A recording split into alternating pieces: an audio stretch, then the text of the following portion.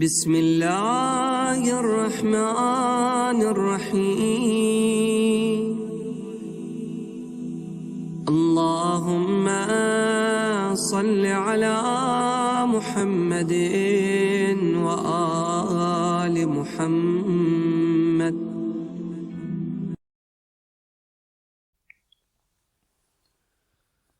بسم الله الرحمن الرحيم الحمد لله رب العالمين والصلاة والسلام على سيدنا ونبينا أبي القاسم محمد اللهم صل على محمد وآل محمد وعلى أهل بيته الطيبين الطاهرين ولعنة الله على أعدائهم إلى قيام يوم الدين. رب اشرح لي صدري ويسر لي أمري واحلل عقدة من لساني يفقه قولي أما بعد. Assalamu alaikum wa rahmatullahi wa barakatuh. Let us look today at a dua that many people are familiar with, but which is often not looked at independently because it is associated with Ziyarat Ashura. And that is the dua that is recited after Ziyarat Ashura. And it is known sometimes as dua Alqamah. That is because one of the narrators of this dua was named Alqamah. He was not the writer of the dua, but the narrator of the dua. And it is sometimes also known as dua Safwan al-Jammad, because the first narrator of this dua from Imam Ja'far as-Sadiq alayhi salatu was-salam was a man by the name of Safwan.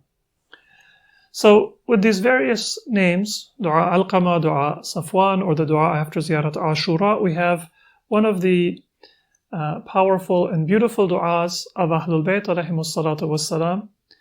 There are certain unique aspects in this du'a and certain parts of this du'a that require a little bit of contemplation because it might not be immediately obvious for us what the significance of a number of phrases in this du'a might be. So let us take a look at a few of the words of this du'a and try to answer questions about the significance and the beauty of the way that a believer calls upon Allah in dua Alqamah. The beginning of this dua is with the name of Allah. Ya Allah, Ya Allah, Ya Allah. And then after calling upon Allah, we call upon Allah using some of His attributes.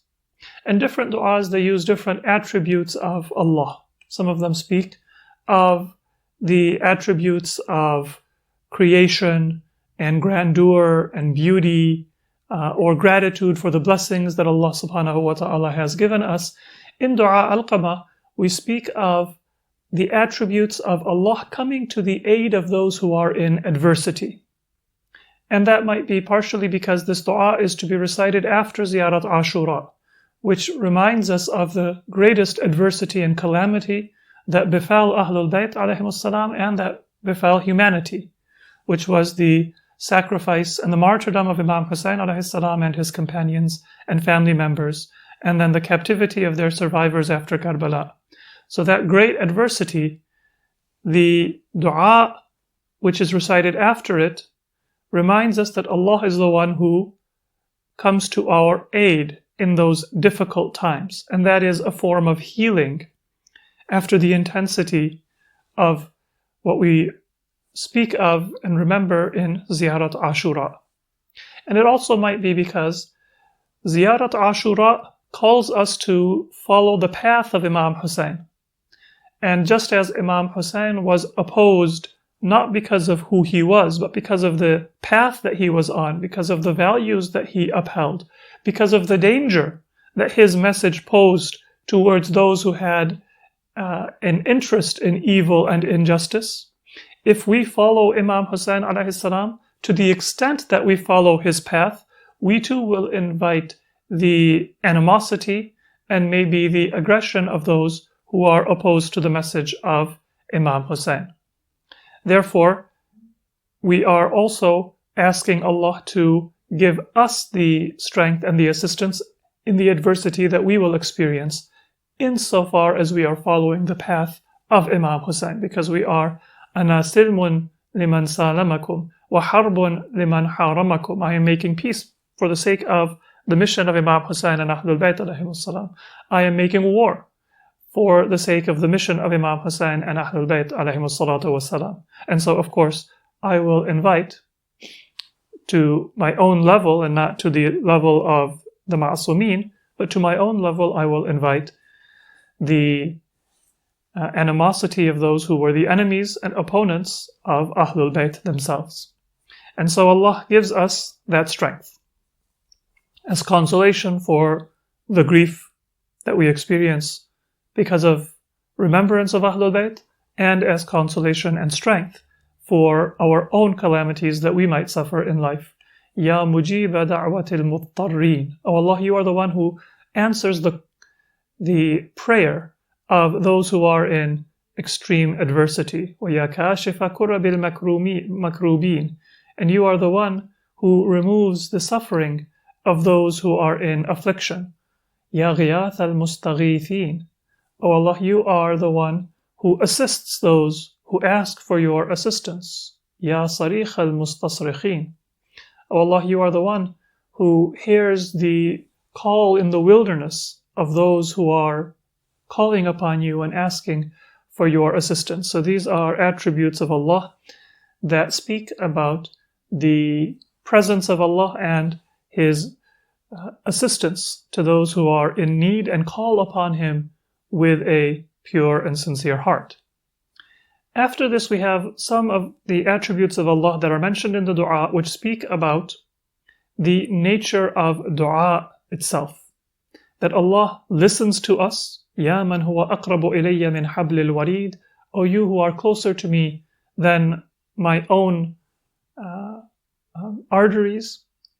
And O you who can even intervene between me and my intentions. Ya man yahulu bayna al-mar'i wa qalbih. I may be attracted to something, I may be repelled by something, I may intend to do something, and O Allah, you are the one who has power to even change what my heart feels, what my mind intends to do. And other people, they can compel outward action. If somebody, God forbid, puts a gun to my head, then I might not do something that I was 100% committed to doing a moment ago. I might even give that person my wallet and the most prized possessions in my life because of that external compulsion. But that person, no matter how many threats they make against me, no matter how much abuse they may give me, they cannot compel my inner state. The difference, though, is that Allah, He has a full control over our existence, outwardly and inwardly, and He can control even our innermost thoughts. So Allah gives us free will, but this gives us hope that sometimes I may have thoughts, I may have feelings that I know are destructive for me, that are not healthy. And Allah is the one, Ya man yahulu bayna al-mar'i wa qalbih. Allah is the one who can intervene and can rectify those thoughts and those intentions. That gives us motivation and strength to pray to Allah subhanahu wa ta'ala. And then the dua continues, Ya man ya'lamu kha'inat al-a'yun wa ma tukhfi as-sudur. O Allah, you know that which the eye glances at stealthily. You know what the hearts keep hidden. You know our thoughts. You know even the surreptitious actions of our outward limbs. So we are affirming the power and the knowledge of Allah that motivates us to pray to Allah. And then one confusion that many people have is they sometimes compare Allah to a human being. They might think that, well, just like a person gets busy, Allah might get busy. Or if I ask Allah for insignificant things, then Allah subhanahu wa ta'ala, He might, ignore my important du'as. So I'm only going to talk to Allah for something really major. I'm not going to bother Allah for something insignificant or minor, because psychologically or perhaps carelessly we compare Allah to a human being. And then the result is that we do not feel an intensity or a need to pray to Allah for all of our needs, or we don't expect that He will answer our prayers. Two attributes mentioned in this dua are an answer to that false conception of Allah. Ya man la tashtabihu alayhi al-aswat. O He for whom the voices of people do not get confused. وَيَا مَنْ لَا تُغَلِّطُهُ الْحَاجَاتِ. And O He who does not get mixed up by the various asks and prayers of people. Allah is infinite, and so He can hear all prayers and He can answer all prayers at once. I am asking, for example, for a sunny day because I want to go on a picnic, and a farmer is asking for rain because they want their crops to be watered, and somebody else is asking for something that contradicts what I am asking for because their need or their interest differs from mine. So that's not going to confuse Allah, that's not going to throw Him off. Allah manages the affairs of the world according to perfection and precisely optimized and targeted to what every human being and every thing that exists within the universe needs at every moment. So we should never think that a prayer is insignificant or that a prayer will not be answered by Allah. And then the dua continues, وَيَا مَنْ لَا يُبْرِمُهُ إِلْحَاحُ الْمُلِحِينَ.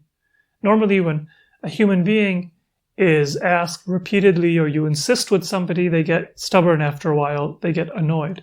But Allah does not get hard-hearted or annoyed. He actually asks us to ask Him repeatedly and with insistence, because that is a stronger connection to Allah.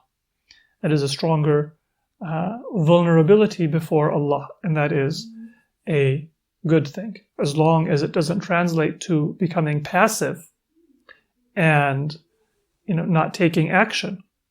That strong vulnerability and connection to Allah, which does translate into action on our part, is a positive thing.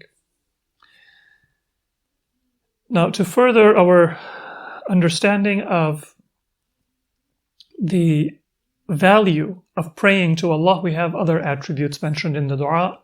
Ya man huwa kulla yawmin fi sha'n. O Allah, you have every day a new command, a new affair. Ya qadi al-hajat, you fulfill people's needs.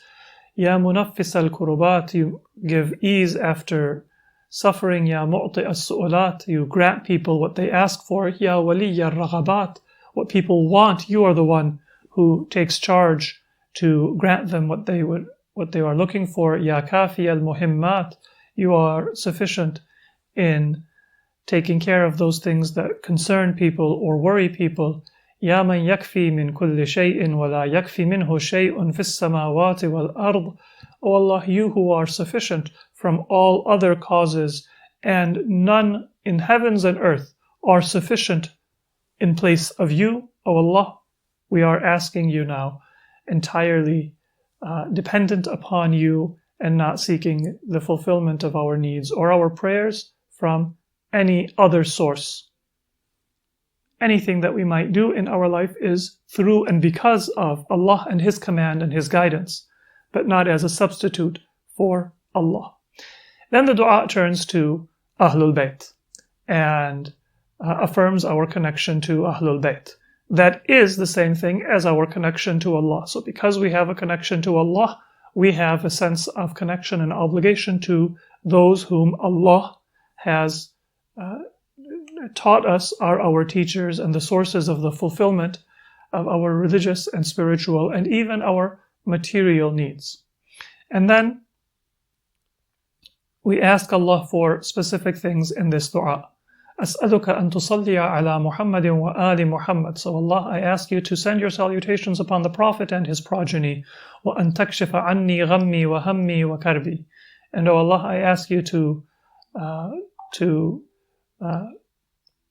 cover up and cure my hardship and my suffering, وَتَكْفِيَنَا الْمُهِمَّ مِنْ أُمُورِي, and to take care of my affairs, وَتَقْضِيَ عَنِّي دَيْنِي وَتُجِيرَنِي مِنَ الْفَقْرِ وَتُجِيرَنِي مِنَ الْفَاقَةِ وَتُغْنِيَنِي عَنِ الْمَسْأَلَةِ إِلَى الْمَخْلُوقِينَ. O Allah, fulfill my debt, give me protection from poverty, grant me protection from not having my food and other basic necessities, and grant me self-sufficiency so that I don't need to beg or ask my needs from other people. That is something that compromises our dignity. وَتَكْفِيَنِي هَمَّ مَنْ أَخَافُ هَمَّهُ وَجَوْرَ مَنْ أَخَافُ جَوْرَهُ. And O Allah, I ask you to suffice me the worry that I have because of people who might cause me worry, or the oppression of those who may cause me oppression. And so now we are speaking of our opponents, but we have already brought ourselves in line with Ahlul Bayt. And so there is a dual process at work in this dua. I am asking Allah for protection from my enemies, but I am also asking Allah to bring me in line with Ahlul Bayt alayhimus salatu wassalam. Remember, this dua is after Ziyarat Ashura and after the early mention of the attributes of Allah and our connection to Ahlul Bayt. And so as we move closer to Ahlul Bayt, those who oppose me will be opponents not because of my person, but because of my affiliation. The stronger that affiliation, the less my feelings will be about myself, and the less other people's feelings about me will be because of myself or me as a person. So the dual purpose is that I'm saying, oh Allah, protect me from those who are oppressive or hateful towards me, but at the same time I'm asking Allah that make me the kind of person whose responses to others and for whom the responses of other to me are all about my values and my principles.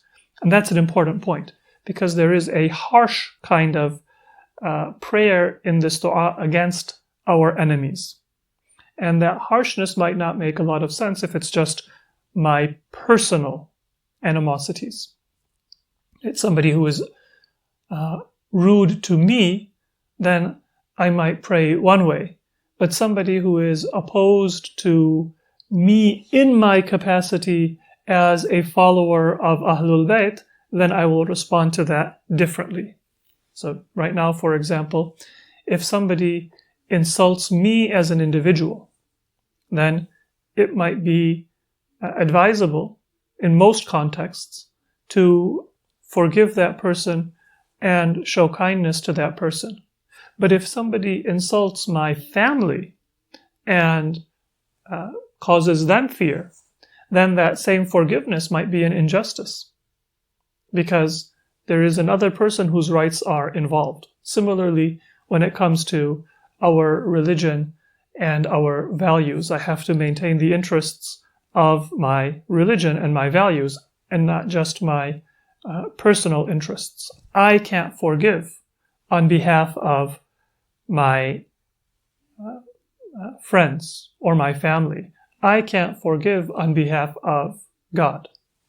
I might still pray for forgiveness, because that might serve the interests of Islam, to be forgiving rather than to be harsh. But I have to look at the interest and the command of religion. It's not my decision anymore. So similarly, when I am on the path of Imam Hasan alayhi salatu wassalam, then my prayer should correspond to the interests of that path, and not just to my own interests or my own willingness to forgive. So, after praying for protection from our enemies, we have now perhaps the most difficult part of the dua to understand. Until now, we didn't really have anything that would be controversial. But that is the phrases that begin with Allahumma man aradani fa'rid. Somebody who wishes evil to me, then wish evil to them. وَمَنْ كَادَنِي فَكِدْ. And those who scheme against me, you scheme against them. So far this is similar to the phrase in Dua Kumail. وَاصْرِفْ عَنِّي كَيْدَهُ وَمَكْرَهُ وَبَأْسَهُ وَأَمَانِيَّهُ وَامْنَعْهُ عَنِّي كَيْفَ شِئْتَ وَأَنَّا شِئْتَ. O Allah, divert away from me their scheming and their planning and their strength and their hopes, and prevent that person from harming me, كَيْفَ شِئْتَ وَأَنَّا شِئْتَ, however and in whichever way you deem best. So the basis is that I'm leaving the judgment to Allah. That, oh Allah, you deal with this issue according to according to your knowledge and your wisdom. Then there are certain specific and perhaps somewhat harshly worded phrases. Allahumma shghalhu anni bifaqrin la tajburuhu. Oh Allah, fill that person's time and attention with poverty that you don't make up for. وَبِبَلَاءٍ لَا تَسْتُرُهُ. And with an affliction that you don't cover up. وَبِفَاقَةٍ لَا تَسُدُّهَا. And poverty that you don't rectify or make up. وَبِسُقْمٍ لَا تُعَافِيهِ. And with illness that you don't cure. And so on with other types of prayers. Now, this is, on the one hand, a harsh prayer for somebody who is an enemy, but it's within the context of that وَامْنَعْهُ عَنِّي كَيْفَ شِئْتَ وَأَنَّا شِئْتَ. Oh Allah, I am asking for you to protect me from that person however you deem best and in whatever way you deem best. Why is it that then this dua goes on with some specific things that may seem harsh? Well, perhaps this is a recognition of the fact that these are the ways that Allah protects us. And so as we're praying in this way for our enemies, we're also internalizing the message that when somebody wishes to do evil, one of the ways in this world that Allah prevents it from taking place is by giving that person who intends evil a sickness or an affliction or poverty that prevents them from being able to carry out their evil intentions. And so it's not necessarily so much that I want this to happen to my enemy, but that I am affirming that this is the sunnah of Allah. And that has, number one, a reminder for me that I should avoid evil because that might result in these harms coming to me. I might be worthy of that faqr and poverty, that bala and affliction, that faqa and that, lack of my basic necessities, that Allah afflicts those who wish to harm His servants with. So the first aspect is that this is a reminder for me, so I avoid evil. The second aspect is that this is a reminder for us that when somebody opposes us because of our ideals, then our response is not only to pray for guidance and to pray for peace, but to recognize that we may need to take action, decisive action even, against that person. So to prepare ourselves for that, we have to recognize that there are contexts in which harshness is appropriate.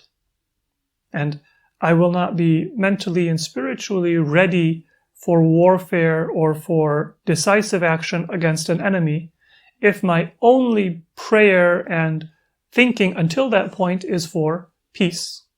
So I should pray for forgiveness and for guidance and for the avoiding of warfare.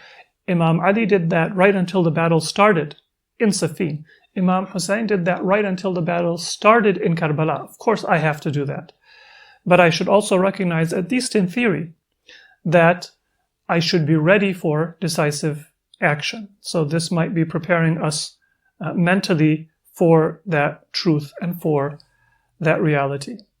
The third part that I would like to mention is that this might also be for catharsis. So we're not meant to do these things to our enemies, but in the end, we're recipients of evil, and so we affirm something in prayer that takes the burden of wanting to say or do anything damaging to that person off of us. We're saying in effect that, oh Allah, I believe this is an enemy who is worthy of punishment to the extent that I can understand, who is worthy of a worldly stop from their evil.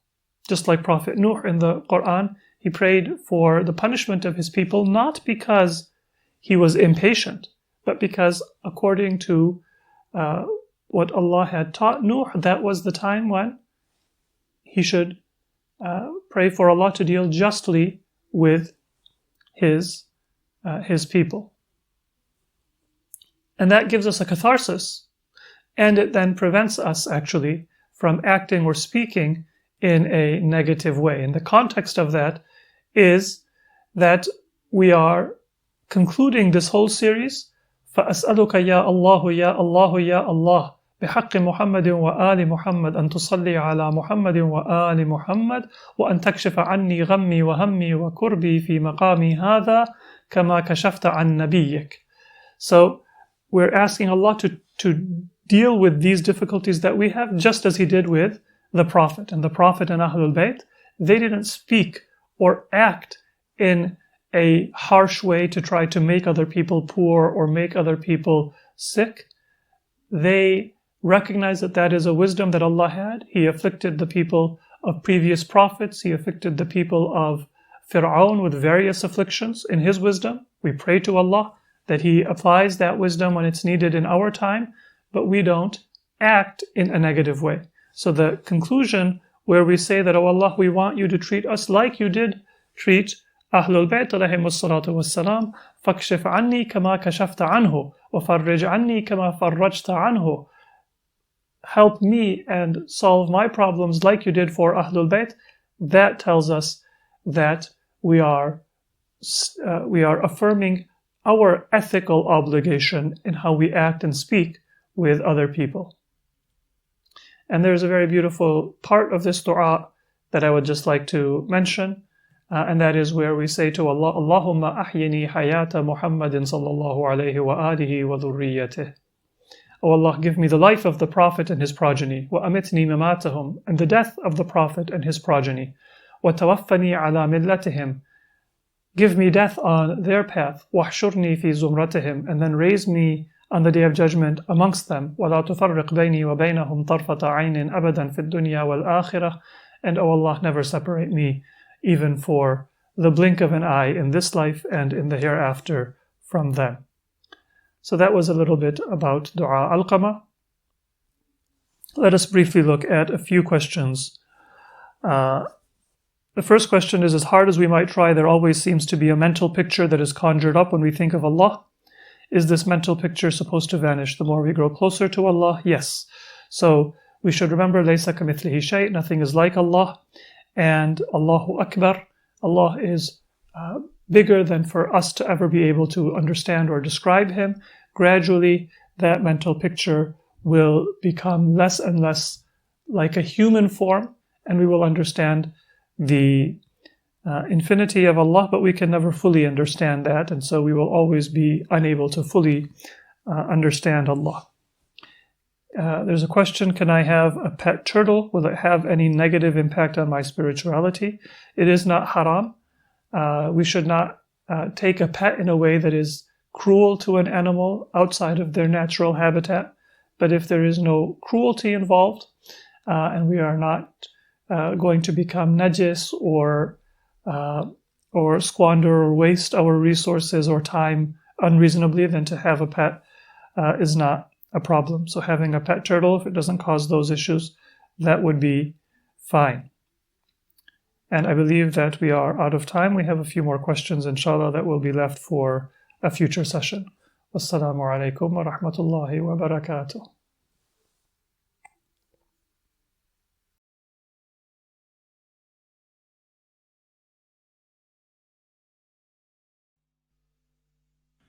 بسم الله الرحمن الرحيم. يا الله يا الله يا الله، يا مجيب دعوة المضطرين،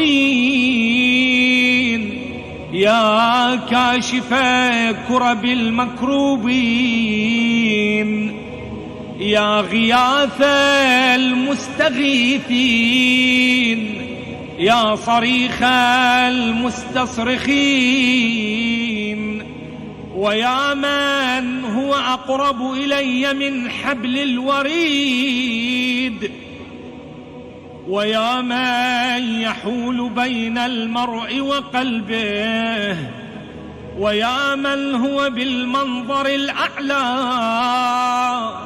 وبالأفق المبين، ويا من هو الرحمن الرحيم على العرش استوى، ويا من يعلم خائنة الأعين وما تخفي الصدور، ويا من لا يخفى عليه خافية، يا من لا تشتبه عليه الأصوات، ويا من لا تغلطه الحاجات، ويا من لا يبرمه إلحاح الملحين، يا مدرك كل فوت، ويا جامع كل شمل، ويا بارئ النفوس بعد الموت، يا من هو كل يوم في شأن، يا قاضي الحاجات، يا منفس الكربات، يا معطي السؤلات، يا ولي الرغبات، يا كافي المهمات، يا من يكفي من كل شيء ولا يكفي منه شيء في السماوات والأرض، أسألك بحق محمد خاتم النبيين وعلي أمير المؤمنين، وبحق فاطمة بنت نبيك، وبحق الحسن والحسين، فإني بهم أتوجه إليك في مقامي هذا، وبهم أتوسل، وبهم أتشفع إليك، وبحقهم أسألك وأقسم وأعزم عليك، وبالشأن الذي لهم عندك، وبالقدر الذي لهم عندك، وبالذي فضلتهم على العالمين، وباسمك الذي جعلته عندهم، وبه خصصتهم دون العالمين، وبه أبنتهم وأبنت فضلهم من فضل العالمين، حتى فاق فضلهم فضل العالمين جميعا. أسألك أن تصلي على محمد وآل محمد، وأن تكشف عني غمي وهمي وكربي، وتكفيني المهم من أموري، وتقضي عني ديني، وتجيرني من الفقر، وتجيرني من الفاقة، وتغنيني عن المسألة إلى المخلوقين، وتكفيني هم من أخاف همه، وعسر من أخاف عسره، وحزونة من أخاف حزونته، وشر من أخاف شره، ومكر من أخاف مكره، وبغي من أخاف بغيه، وجور من أخاف جوره، وسلطان من أخاف سلطانه، وكيد من أخاف كيده، ومقدرة من أخاف مقدرته علي، وترد عني كيد الكيد، ومكر المكر. اللهم من أرادني فأرد، ومن كادني فكيد، واصرف عني كيده ومكره وبأسه وأمانيه، وامنعه عني كيف شئت وأنا شئت. اللهم اشغله عني بفقر لا تجبره، وببلاء لا تستره، وبفاقة لا تسدها، وبسقم لا تعافيه، وذل لا تعزه، وبمسكنة لا تجبرها.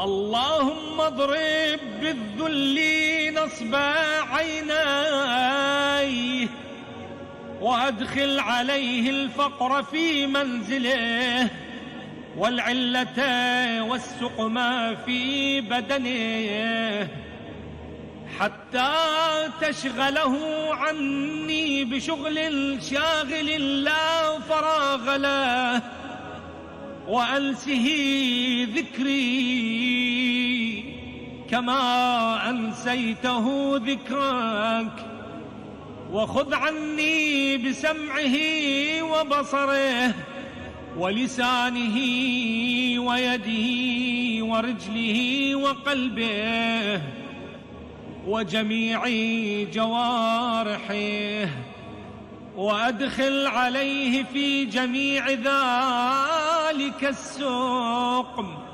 ولا تشفه حتى تجعل ذلك له شغلا شاغلا به عني وعن ذكري، واكفني يا كافيا ما لا يكفي سواك، فإنك الكافي لا كافي سواك، ومفرج لا مفرج سواك، ومغيث لا مغيث سواك، وجار لا جار سواك.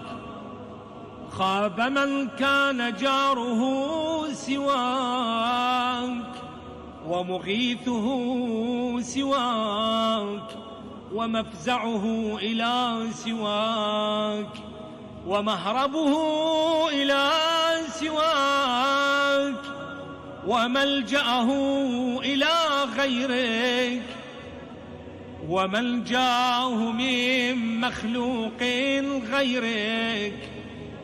فأنت ثقتي ورجائي ومفزعي ومهربي وملجئي ومنجاي،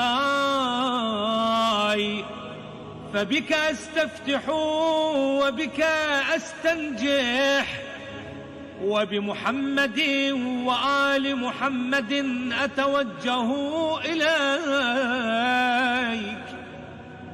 فأسألك يا الله يا الله يا الله، فلك الحمد ولك الشكر، وإليك المشتكى وأنت المستعان.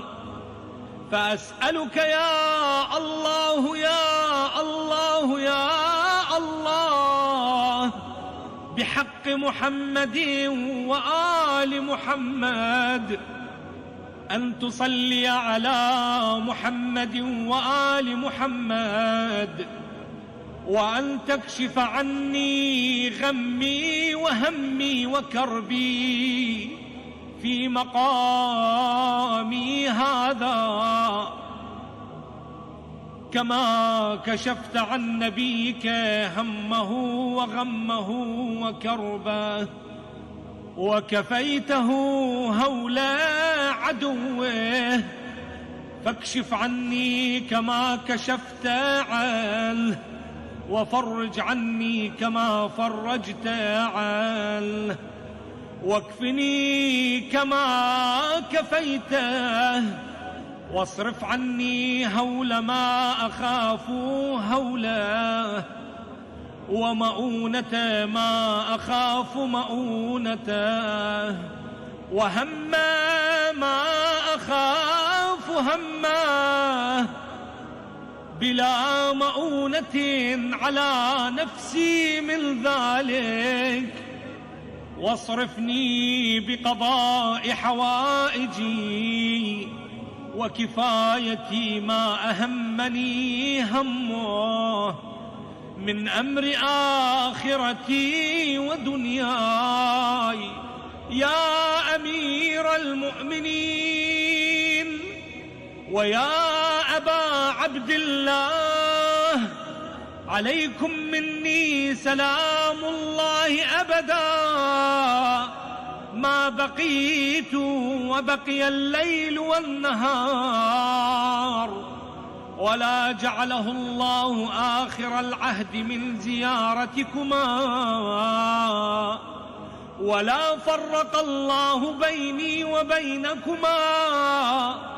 اللهم أحيني حياة محمد وذريته، وأمتني مماتهم، وتوفني على ملتهم، واحشرني في زمرتهم، ولا تفرق بيني وبينهم طرفة عين أبدا في الدنيا والآخرة.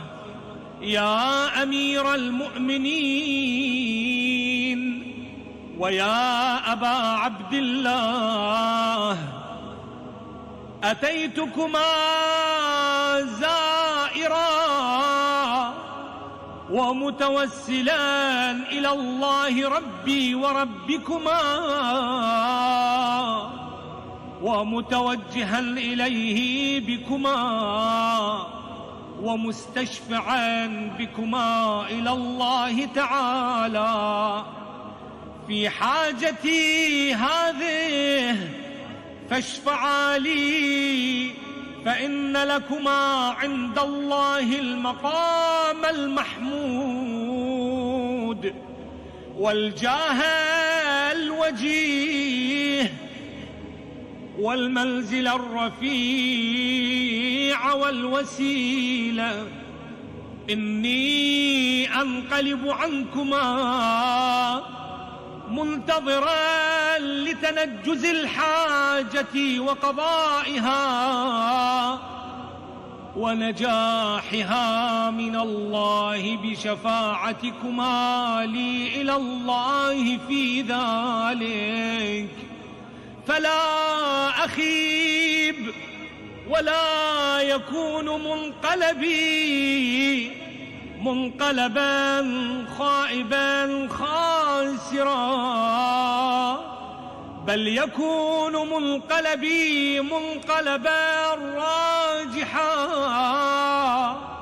مفلحا منجحا مستجابا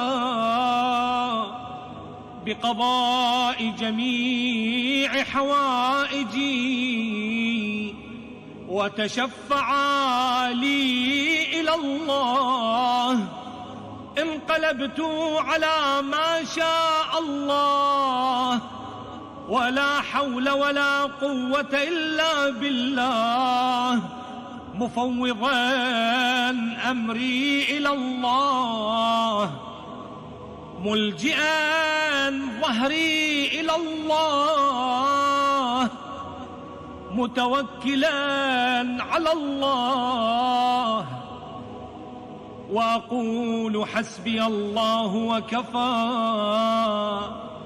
سمع الله لمن دعا، ليس لي وراء الله ووراءكم يا سادتي منتهى، ما شاء ربي كان، وما لم يشاء لم يكن، ولا حول ولا قوة إلا بالله. أستودعكم الله، ولا جعله الله آخر العهد مني إليكما. انصرفت يا سيدي يا أمير المؤمنين، انصرفت يا سيدي يا أمير المؤمنين ومولاي، وأنت يا أبا عبد الله يا سيدي، وسلامي عليكما متصل ما اتصل الليل والنهار، واصل ذلك إليكما غير محجوب عنكما. سلامي إن شاء الله، وأسأله بحقكما أن يشاء ذلك ويفعل، فإنه حميد مجيد. انقلبت يا سيدي عنكما تائبا، حامدا لله شاكرا، راجيا للإجابة غير آيس ولا قانط، آئبا عائدا راجعا إلى زيارتكما، غير راغب عنكما ولا من زيارتكما، بل راجع عائد إن شاء الله، ولا حول ولا قوة إلا بالله. يا سادتي رغبت إليكما وإلى زيارتكما بعد أن زهد فيكما وفي زيارتكما أهل الدنيا، فلا خيبني الله ما رجوت وما أملت في زيارتكما، إنه قريب مجيب. وصلى الله على سيدنا محمد وأهل بيته الطيبين الطاهرين.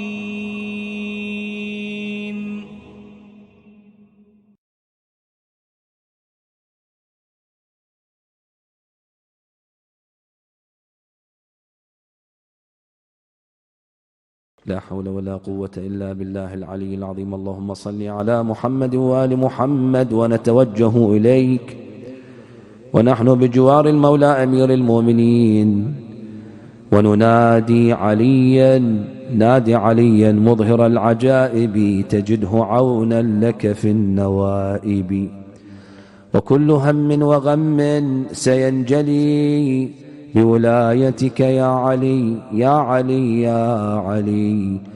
فرج عن كل مهموم ومغموم ومظلوم، رد كل غريب إلى أهله سالما غانما، اشفي كل مريض بمريض كربلاء زين العابدين عليه السلام. طالب ذرية يرزقه ذرية صالحة، طالب النعمة والعافية يرزقه النعمة والعافية، طالب علم ارزقه العلم والعمل الصالحين. اللهم عجل وفرج، اللهم عجل لوليك الفرج، واجعلنا من أنصاره وأعوانه واللائذين به تحت لوائه. بسم الله الرحمن الرحيم. اللهم كن لوليك الحجة ابن الحسن صلواتك عليه وعلى آبائه في هذه الساعة وفي كل ساعة وليا وحافظا وقائدا وناصرا ودليلا وعينا، حتى تسكنه أرضك طوعا وتمتعه فيها طويلا. بسم الله الرحمن الرحيم. أمن يجيب المضطر إذا دعاه ويكشف السوء، أمن يجيب المضطر إذا دعاه ويكشف السوء، أمن يجيب المضطر إذا دعاه ويكشف السوء، أمن يجيب المضطر إذا دعاه ويكشف السوء، أمن يجيب المضطر إذا دعاه ويكشف السوء. يا الله يا الله يا الله يا الله يا الله يا الله يا الله يا الله يا الله يا الله، اكشف عنا كل سوء وبلاء بحرمة محمد وآل محمد، وإلى أرواح المؤمنين والمؤمنات والشهداء السعداء، وإلى أرواح أمواتكم جميعا، وإلى أرواح من مات على حب محمد وآل محمد، ومن لم يذكره ذاكر، ومن له حق علينا. رحم الله من يقرأ سورة الفاتحة تسبقها الصلاة على محمد وآل محمد. السلام عليك يا حجة الله في أرضه، السلام عليك يا أين الله في خلقه، السلام عليك يا نور الله الذي يهتدي به المهتدون ويفرج به عن المؤمنين. السلام عليك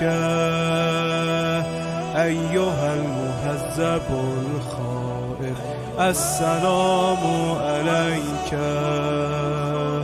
أيها الغني الناصر، السلام عليك أيها المهذب الخائف، السلام عليك أيها الغني الناصر، السلام عليك يا سفينة النجاة، السلام عليك يا أين الحياة، يا أين الحياة.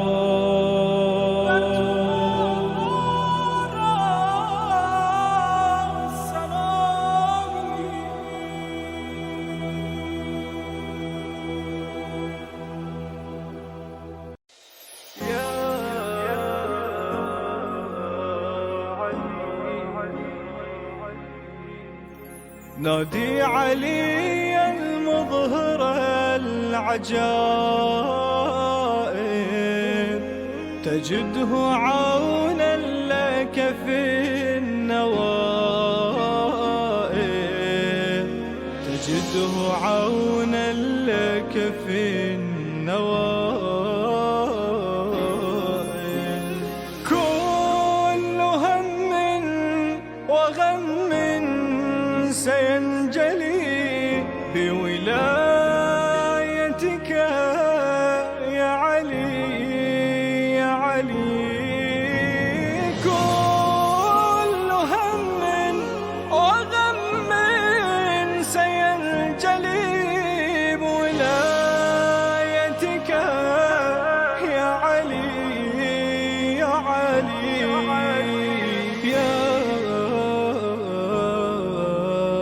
الولي